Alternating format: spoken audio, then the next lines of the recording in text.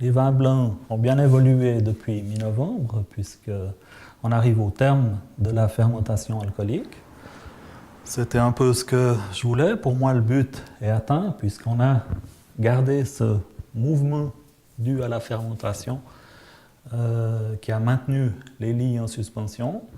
On voit bien ici dans ces échantillons qui viennent d'être tirés dans les différentes cuves que les cuves encore en travail sont très troubles, alors que ici il y a deux exemples de cuves qui avaient déjà terminé leur fermentation depuis 2 semaines et qui sont éclaircies. Donc le trouble qu'on a dans ces échantillons est véritablement ces levures qui ont travaillé, qui sont au terme de leur travail, mais qui restent en suspension et qui libèrent encore des arômes par le contact avec le jus.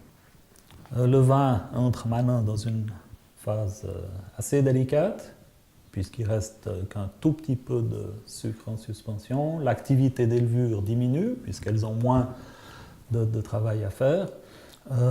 Et parallèlement, les bactéries peuvent ou pourraient prendre le dessus, et ce qui serait grave parce qu'elles seraient susceptibles de transformer les derniers grammes de sucre en acidité. Donc c'est ce que redoutent tous les vinificateurs dans cette période.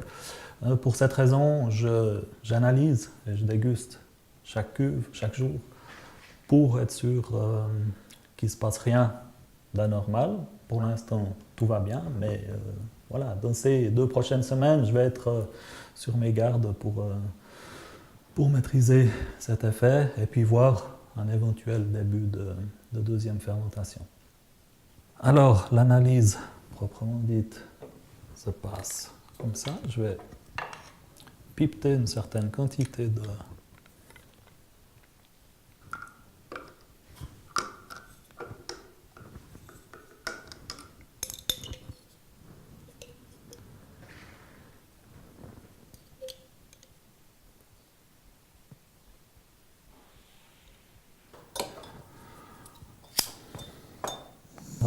porter à ébullition quelques secondes pour éliminer le gaz carbonique qui réagit comme de l'acide à l'analyse.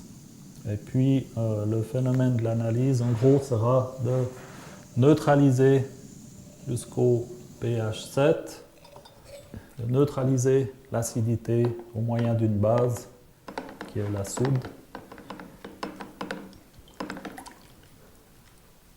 Ce qui me permettra de connaître l'acidité totale de chaque cuve. Ici, je dois refroidir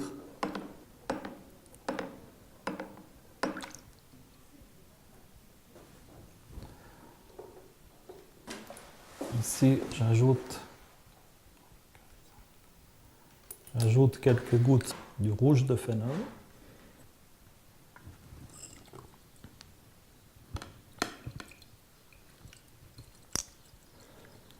Au moment où on va avoir un virage de la couleur au rouge, au moment où on atteindra le pH de 7.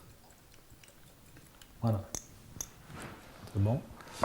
Et ici, je peux lire que le vin fait 4,4 grammes d'acidité totale.